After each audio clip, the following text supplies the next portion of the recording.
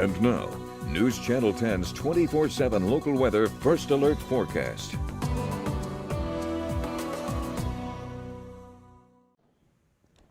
Well, good Thursday morning, everyone. We're going to take a quick look at your Thursday forecast update. Starting by looking at our temperatures from yesterday into this morning. We topped up at 97 degrees yesterday, and that broke a record in terms of our high temperature. So we continue to check another one off the list this spring season. Temperatures have cooled a little bit slower this morning. We're in the 60s here across the viewing area. Saw some 70s earlier, but everyone's now in the 60s. Still quite warm for this time of year, as typically our average morning lows are in the 50s.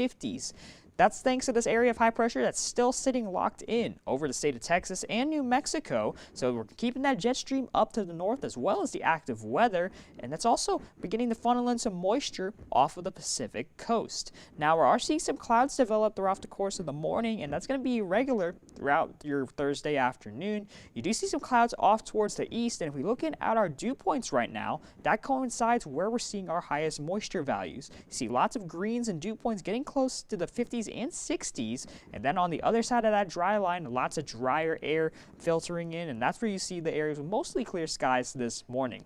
We're expecting another scorching hot day as temperatures will be in the upper 90s across the area. You see 96 in Amarillo, 96 in Tucumcari, 97 rather, 98 in Clarendon, and then 101 in Childress. Also can see 100 degrees in Canadian. So moderate heat risk is in place for the areas shaded in orange, and then the slight areas shaded in red, major heat related illnesses are possible. So just be sure you're drinking plenty of water throughout the course of the day. If you spend any time outside, and wear your sunscreen as well. Making a trip down to Palo Duro Canyon. Maybe go earlier in the day while those temperatures are still cool before they could reach their maximum potential in the afternoon.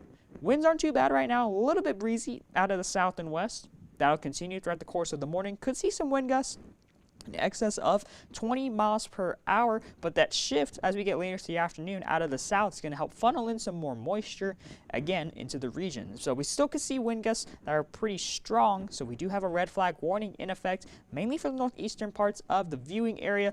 Elevated wildfire threat for the day today, but we can't ignore it. So just be vigilant as you go throughout the course of your Thursday.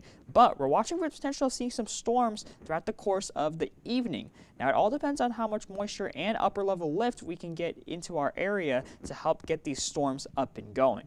But according to our high resolution model, we could see storms firing as early as 5 to 6 o'clock tonight and moving west to east as we go into your evening. So you see those heavier pockets of some reds and some oranges as well. That's indicating some of those heavier rainfall amounts with those storms, or even a strong storm as well.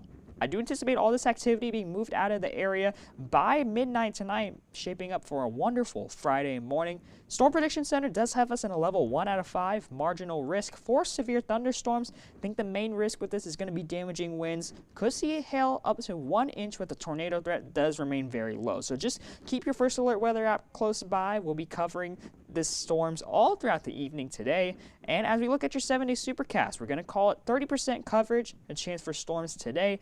Going to be still in the 90s as we head towards the weekend, getting close to that triple digit mark both Friday and Saturday. Sunshine sticks around throughout the course of the weekend, but we are monitoring the potential for a cool down as a weak cold front moves through early next week.